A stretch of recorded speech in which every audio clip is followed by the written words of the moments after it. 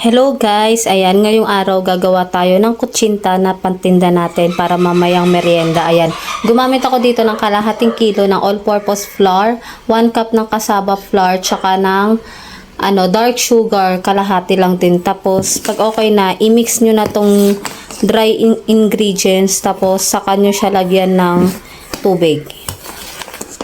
Ayan. Naghahalo-halo ko muna siya maigi bago ko siya lalagyan ng tubig.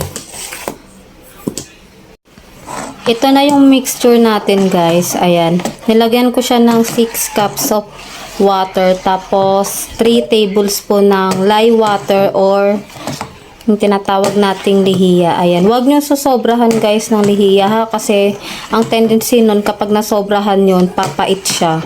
So, kailangan sakto lang talaga yung ilalagay nyo. At saka, hindi na natin kailangan ng food color dito kasi yung dark sugar lang na nilagay natin talagang kukulay na siya.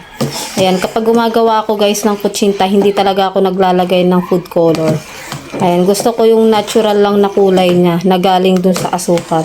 Tapos, kapag nahalo nyo na siya ng maayos, ayan, isalin natin to ng 2 beses para talagang smooth yung magiging kalabasan ng kutsinta natin. Pagkatapos, 15 minutes yung cooking time nito guys. 15 minutes.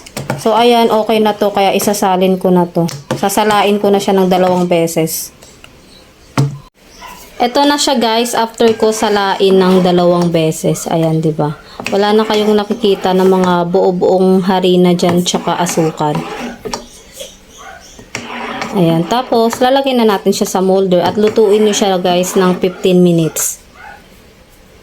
At bukod nga sa kutsinta, ayan, magluluto rin tayo ng pansit canton. Ayan, yan yung gulay niya. Tapos gumawa rin ako ng lumpiang toge, ayan. Kasi hindi ako nakapagtinda ng almusal kanina. Dahil nga anong oras na kami nakauwi kagabi, may inasikaso. So sabi ko nga para hindi sayang yung araw, magtitinda na lang ako ng merienda. Ayan.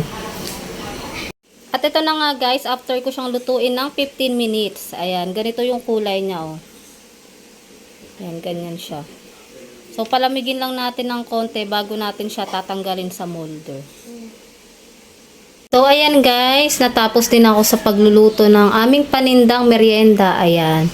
Ito, yung ibang kutsinta tsaka kanton, nilagay ko na siya dyan para pag may umorder, ibabalot ko na lang siya. Ayan, ito ang aming pansit canton, kutsinta, ayan, 35 pesos, 8 piraso sa isang styro. Tapos, itong pansit canton, 30 pesos. Ayan, ang ating bagong luto na lumpiang toge with masarap na suka, nagawa ni Mr. Ayan, 10 pesos isa.